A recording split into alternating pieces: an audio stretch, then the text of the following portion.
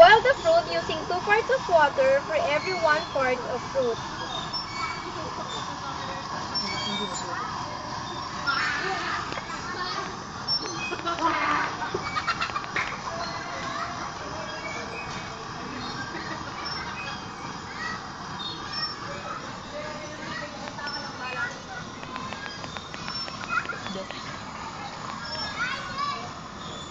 Oh, ganyan kayo kalakas sa akin ah. Lord, Mahal na mahal ko kayo kahit ano. Wala kang paglalagyan, pre. Oh, ayaw nyo, di ba? Wala nga eh! For every cup of the fruit juice, add 1/2 cup of sugar. Uno! Ayun pa, Steven! dagdagan mo pa yung sa kanila. Thank you. Sugar pa. Sugar. Dagdagan mo pa.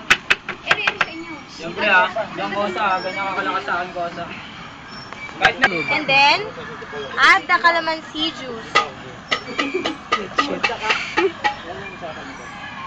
Kung mag-ibang saan magsaan? Gago. Boil the mixture until it reaches the jellying point. Dipping a spoon into the boiling jelly, the mixture should not scatter on the spoon but should drop en masse.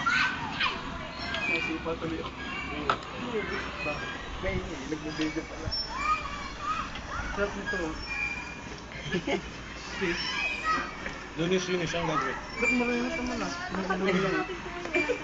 Pinost mo. Ilan na lang ba?